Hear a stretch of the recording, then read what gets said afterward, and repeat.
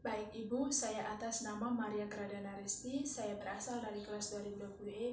Saya akan menjawab soal nomor 1 sampai nomor 10, mata kuliah strategi pembelajaran. Nomor 1 soalnya adalah, apakah hal yang utama dalam sebuah pembelajaran? Saya akan menjawab, baik, hal yang utama dalam sebuah pembelajaran adalah harus menentukan metode yang sesuai dalam pembelajaran dan transfer ilmu pengetahuan, yang dimana sebagai sebuah proses transfer pengetahuan, proses pembelajaran pada kenyataannya tidak hanya tergantung pada penugasan penguasaan materi pembelajaran yang dilakukan seorang guru, tetapi guru yang menguasai materi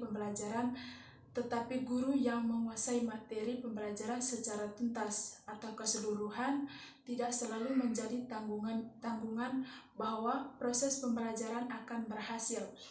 Penguasaan materi pembelajaran hanyalah salah satu aspek yang harus dimiliki atau dipenuhi oleh seorang guru agar dapat mengajar dengan lancar, sehingga anak didik atau peserta didik tidak kebingungan saat menghadapi kesulitan. Tetapi hal yang sesungguhnya yang sangat berperan dalam transfer pengetahuan ini, bagaimana komunikasi pendidik yang dijalankan dan bagaimana transfer pengetahuan dan keterampilan yang dilaksanakan sesuai dengan tujuan dalam pembelajaran yang dicapai. Sekian jawaban soal nomor 1. Selanjutnya saya akan menjawab soal nomor 2. Jelaskan konsep dan hakikat pembelajaran menurut kamu. Saya akan menjawab, menurut saya, pembelajaran adalah sebuah usaha untuk menciptakan suatu belajar mengajar terhadap kemampuan, kompetensi, minat, bakat, dan kebutuhan peserta didik yang beragam agar terjadi interaksi antara guru dengan siswa supaya dapat melakukan perubahan tingkah laku maupun pengetahuan. Sekian jawaban soal nomor 2. Selanjutnya, saya akan menjawab soal nomor 3. Jelaskan pemahaman kamu tentang hakikat belajar mengajar. Saya akan menjawab, menurut saya, belajar mengajar itu suatu usaha seorang untuk meningkat atau mencapai tujuan pengajar guru dan mengatur lingkungan belajar agar bergairah bagi anak didik. Sekian jawaban soal nomor 3. Selanjutnya akan menjawab soal nomor 4. Jelaskan klasifikasi strategi belajar mengajar.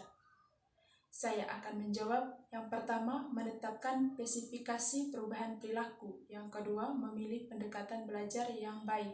Yang ketiga, memilih dan menetapkan metode, teknik, dan prosedur pembelajaran. Sekian jawaban soal nomor 4. Selanjutnya saya akan menjawab soal nomor 5. Sebut dan jelaskan macam-macam strategi pembelajaran dalam video. Saya akan menjawab. Yang pertama, strategi discovery learning adalah teori belajar yang didefinisikan sebagai proses pembelajaran yang terjadi bila pelajaran tidak disajikan dengan pelajaran dalam bentuk final, tetapi diharapkan mengorganisasi sendiri.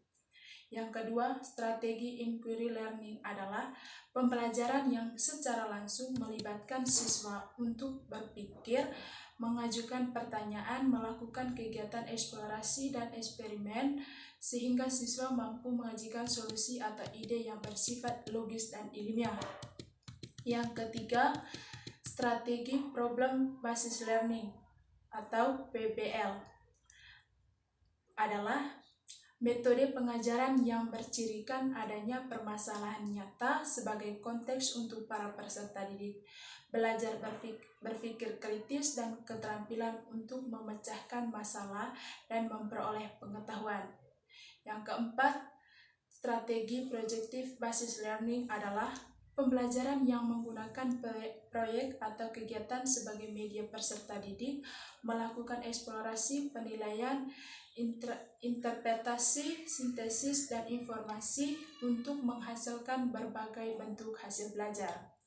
Yang kelima, strategi scientific learning adalah proses pembelajaran yang sedemikian rupa agar peserta didik secara aktif mengonstruksi konsep hukum atau prinsip melalui tahapan-tahapan mengamati atau untuk mengidentifikasi dan menemukan masalah, merumuskan masalah, mengajukan atau merumuskan hipotesis data, menarik kesimpulan dan mengkomunikasi konsep hukum atau prinsip yang ditemukan.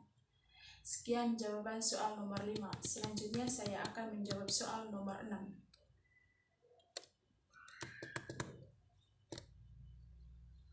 Jelaskan perbedaan ketiga pendekatan. Saya akan menjawab yang pertama, inquiry discovery approach. Dalam sistem belajar mengajar menggunakan pendekatan ini, guru mengajikan bahan atau materi pelajaran tidak dalam bentuk final atau hasil akhir, tetapi para siswa atau peserta didik diberi kesempatan untuk mencari dan menemukan teknik pendekatan pemecahan masalah.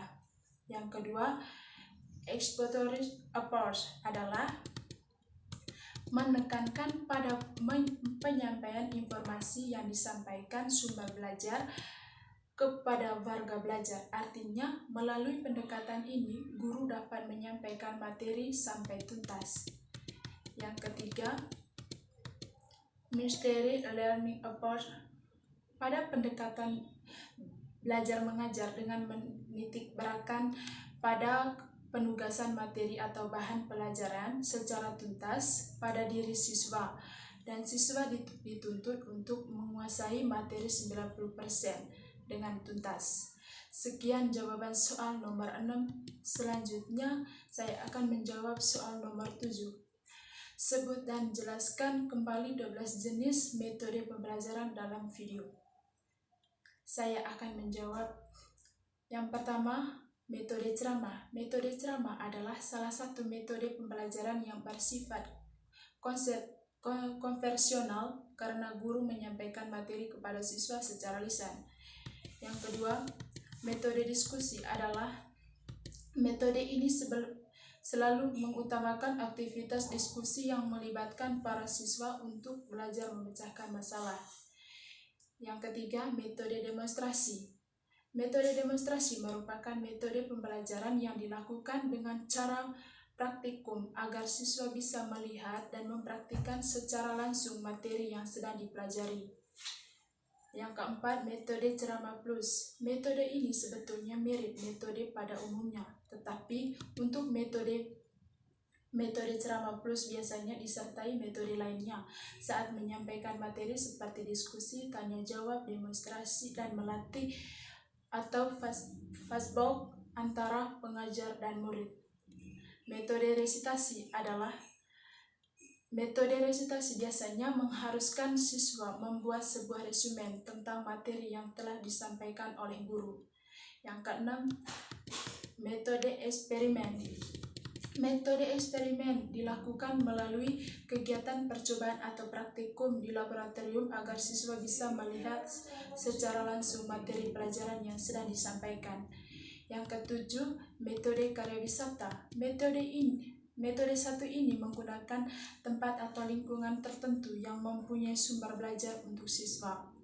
Yang kedelapan, metode latihan.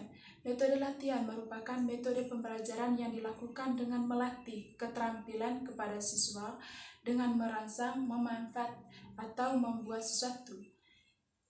Yang kesembilan, metode perancangan. Pada metode ini, siswa akan dirancang agar mampu membuat sebuah proyek yang nantinya akan diteliti. Yang kesepuluh, metode debat. Metode ini mengajak siswa untuk saling beradu argumentasi secara perorangan atau kelompok.